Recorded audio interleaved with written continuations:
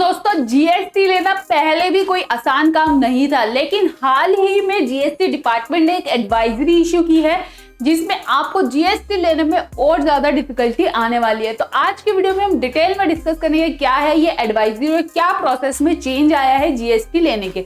तो मैं हूं आशिमा, तो चलिए वीडियो को शुरू करते हैं। तो देखो, सबसे पहले ना आप अपने जीएसटी रजिस्ट्रेशन का प्रोसेस थोड़ा सा हम ब्रीफ में समझ लेते हैं कैसे होता है। पहले आपको अपनी जीएसटी की वेबसाइट पे जाना होता है, रजिस्टर पे जाना होता है। इस पे मैंने ऑलरेडी वीडियो डाली हुई है, आपको मैं यहाँ पे लिंक भी दे दूंगी, आप वहां से जाके देख सकते हैं। वही सेम प्रोसेस है। इसमें क्या है कि न्यू रजिस्ट्रेशन में जाएंगे आप, ये सारा आपको फॉर्म फिल करना है कि यहाँ पर आप सेलेक्ट करेंगे कि टैक्स पेयर है, फिर आपको अपनी स्टेट सेलेक्ट करनी होती है, कौन सी स्टेट से हैं, फिर डिस्ट्रिक्ट सेलेक्ट करनी होती है, आपका बिजनेस का नाम।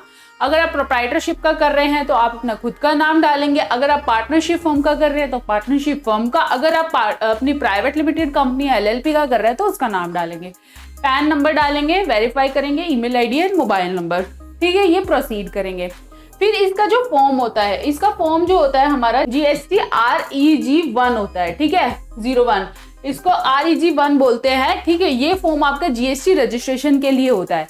अब इसमें क्या चेंज आया है देखो, उसके बाद का प्रोसेस मैं आपको डिटेल में बताती हूँ। ये पूरा फॉर्म फिल करने के बाद आपको लास्ट में क्या दिखता है, तो देखो जब आप लास्ट स्टेज पे पहुंच जाते हो तो आपका ना यहाँ पे एक आधार ऑथेंटिकेशन किया जाता है। ठीक है, यहाँ पर देखिए, यहाँ लिखा हुआ है आधार ऑथेंटिकेशन ऑफ पार्टनर और प्रोप्राइटर। जो भी आप अगर सपोज पार्टनरशिप फर्म का कर रहे हो तो किसी भी एक पार्टनर जिसको आप ऑथराइज सिग्नेटरी बनाएंगे उनका आधार ऑथेंटिकेशन किया जाएगा और सेव एंड कंटिन्यू पे क्लिक करेंगे तो आपकी जीएसटी की जो एप्लीकेशन है वो फाइल होगी। फिर भी काम खत्म नहीं होता आपका। देखो, यहाँ पे एक मेल आने के बाद आपको यहाँ पर भी अपना एक आधार नंबर डालना होता है और आधार नंबर डालने के बाद आपके पास ओटीपी आएगा और ओटीपी से वैलिडेट करेंगे। इसको हम क्या बोलते हैं, इसको हम आधार का ऑथेंटिकेशन बोलते हैं। ठीक है, अभी तक यही चलता आ रहा था आपका जीएसटी में। फिर उसके बाद अब क्या चेंज आया है, अब देखो सरकार क्या लेकर आ रही है, नई चीज लेके आई है आपके लिए। अभी तक ये सबसे पहले ये जान लो कि आपकी ये 5 से 6 स्टेट है जिसमें ये एप्लीकेबल हो गया है और ये कब से हुआ है, 2 अगस्त से। ठीक है, दूसरा है इसमें क्या क्या होगा। अब देखिए, अब क्या होता था, पहले मैंने जो आपको बताया है सिर्फ और सिर्फ आपका आधार ऑथेंटिकेशन के थ्रू हो जाता था, लेकिन अब 2 तरीके से होगा। तो देखो, अब आपको जीएसटी के 2 प्रोसेस हो गए हैं। प्रोसेस आपका फॉर्म फिल करना है, जीएसटी REG1 फॉर्म फिल करेंगे। उसके बाद क्या है, पहला है आपका आधार ऑथेंटिकेशन। ठीक है, आधार ऑथेंटिकेशन करेंगे। फिर उसके बाद है आपका एक और ऑथेंटिकेशन आ गया है जिसको बोलेंगे हम बायोमेट्रिक ऑथेंटिकेशन। अब इसमें क्या होगा, आधार ऑथेंटिकेशन में तो क्या होता है ना, मेल जाती है आपके पास, आधार नंबर डालो, ओटीपी आएगा, फिल करो और काम खत्म। ठीक है, लेकिन in case of biometric authentication अब क्या होगा, कुछ लोगों को सिलेक्ट किया जाएगा रैंडम बेसिस पे।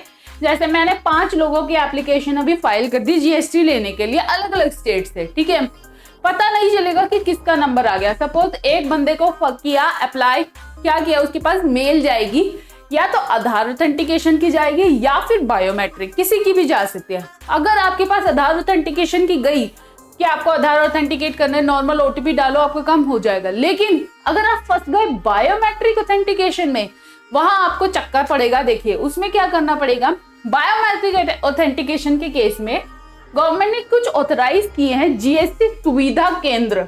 ठीक है, जीएसटी सुविधा केंद्र कुछ ऑथराइज किए हुए हैं गवर्नमेंट ने, वहां पर आपको जाना पड़ेगा और वहां पर आपको एक लिंक दिया जाएगा। जैसे मेल पे एक लिंक आएगा, आपको अपॉइंटमेंट बुक करनी पड़ेगी, जीएसटी सुविधा केंद्र में जाना पड़ेगा। वहां पर आपको एक अपॉइंटमेंट का लिंक होगा, उसमें अपनी अपॉइंटमेंट फिक्स करो उस डेट की। ठीक है, फिर उसके बाद आपको अपॉइंटमेंट फिक्स करने के बाद आपको यहाँ पर फॉलोइंग डॉक्यूमेंट्स लेके जाने हैं। डॉक्यूमेंट में क्या क्या जाएगा आपका, एक तो पैन कार्ड लेके जाना है, आधार कार्ड लेके जाना है। ठीक है, और अपॉइंटमेंट जो आपने अपॉइंटमेंट की है उसकी एक मेल कॉपी लेके जानी है। फिर उसके बाद आपके जुरिस्डिक्शन की डिटेल आपको पता चलेगा ना, जैसे अगर मैं वेस्ट बंगाल का कर रही हूँ तो मेरे जुरिस्डिक्शन में कौन सा आता है जीएसटी सुविधा केंद्र, वहां की डिटेल।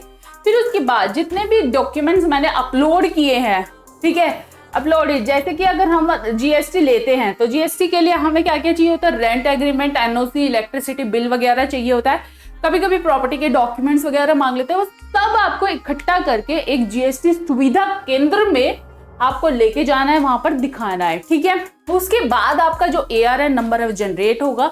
उसके बाद आपकी एप्लीकेशन वगैरह प्रोसेस होना स्टार्ट होगी। यही चेंज आया, पहले ऐसा नहीं होता था।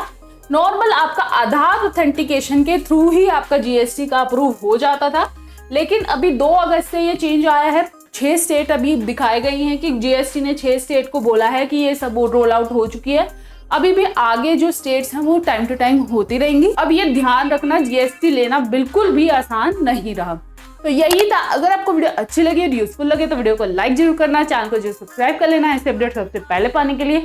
दूसरा व्हाट्सएप ग्रुप और टेलीग्राम ग्रुप का लिंक डिस्क्रिप्शन में डाल दिया, फटाफट से जाके ज्वाइन कर लो। मिलता है अगली वीडियो में, तब तक के लिए बाय बाय, टेक केयर।